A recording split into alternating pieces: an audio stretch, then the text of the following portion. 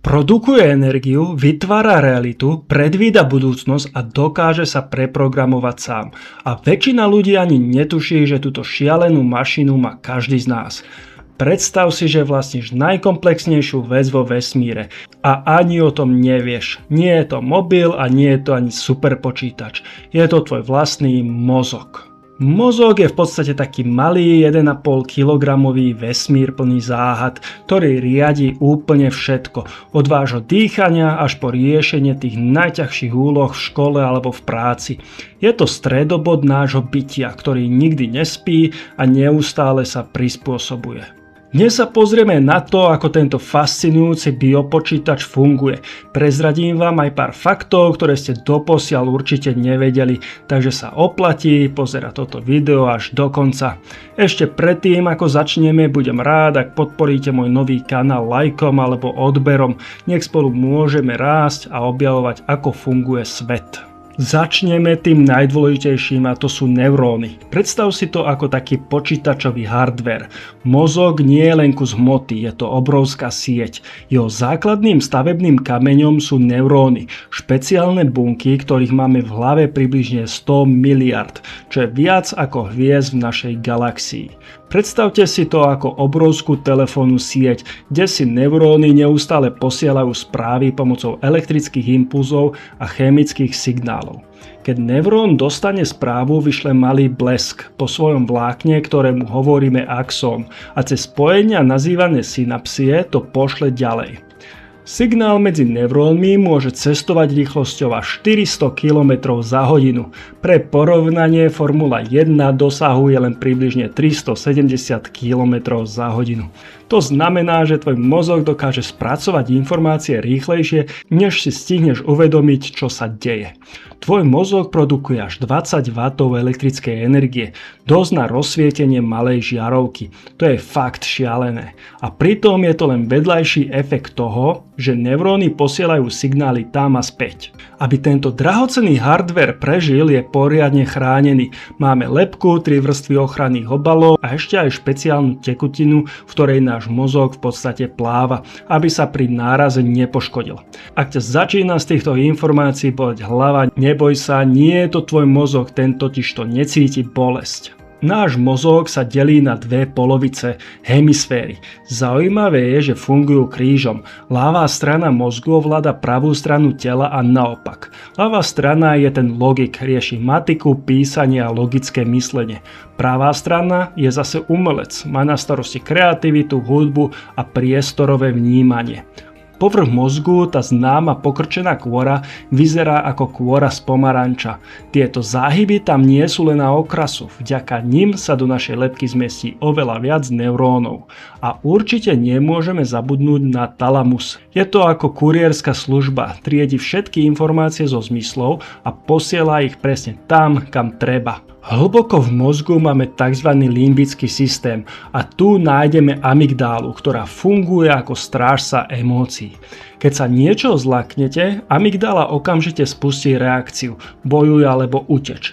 Hneď vedľa je hypokampus, ktorý vyzerá ako morský koník a je kľúčový pre našu pamäť. Bez neho by sme si nevedeli zapamätať nič nové a staré spomienky by sme nevedeli prepojiť s emóciami.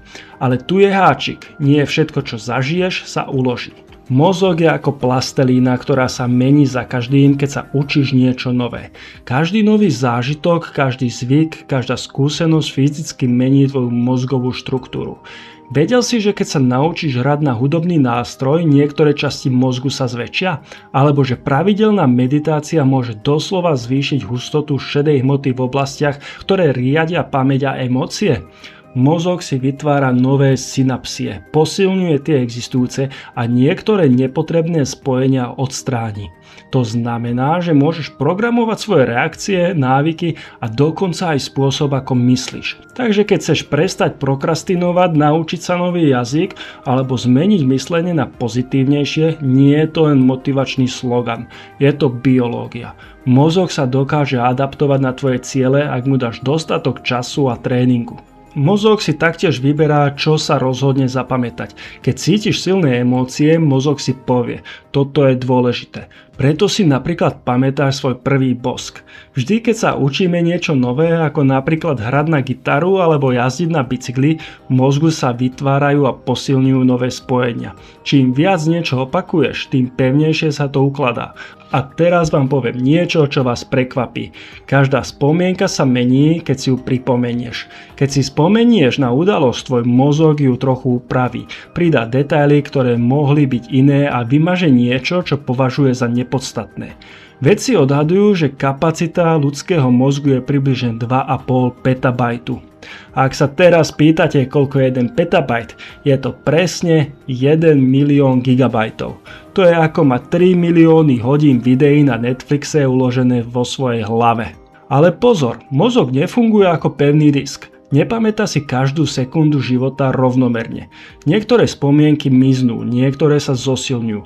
Existuje choroba alebo skôr unikátna schopnosť. Volá sa hypertymézia. Ľudia s ňou si pamätajú prakticky každý deň svojho života, do najmenších detailov.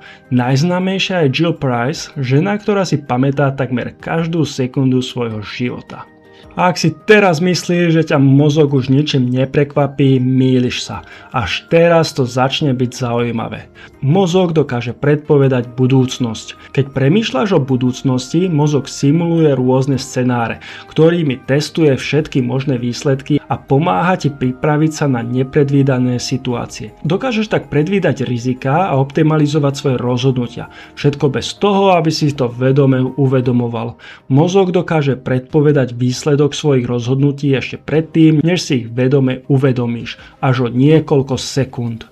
Ak si teraz myslíš, že to, čo vidíš, cítiš a počuješ, je objektívna realita, mýliš sa. Tvoj mozog ti prezentuje svoju vlastnú verziu sveta. Všetko, čo si myslíš, že je pravda, je v skutočnosti interpretácia miliardy neurónov v tvojej hlave. Mozog totižto nedokáže spracovať všetky informácie, ktoré prichádzajú z očí, uší, kože či nosa. Preto vyberá, čo je dôležité, čo ignorovať a čo doplniť. A často si to dokreslí. To je dôvod, prečo existujú optické ilúzie.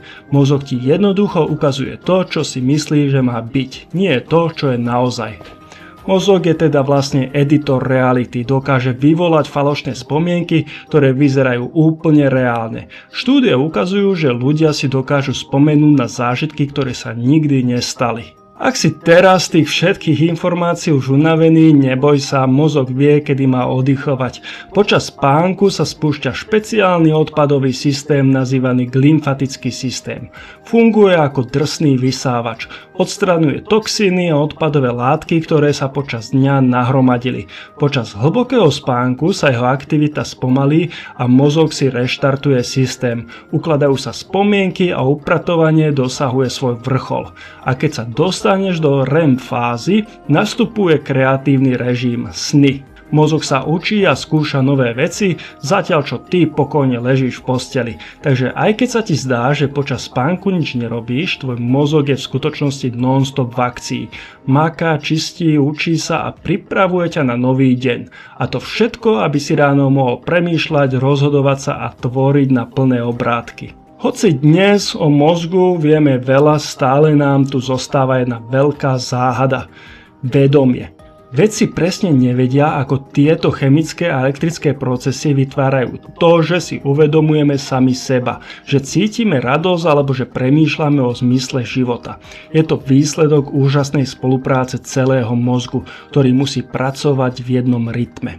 Takže keď si to zhrnieme, každý z nás nosí v hlave niečo, čo sa dokáže samo programovať, vytvárať realitu, predvídať budúcnosť, čistiť sa počas spánku a reagovať rýchlejšie ako Formula 1. Dúfam, že vás tento pohľad do vašej hlavy bavil. Ak áno, nezabudnite mi dať like, prihlásiť sa na odber a napíšte mi do komentára, ktorá zaujímavosť o našom mozgu ťa zaujala najviac. Vidíme sa pri ďalšom videu.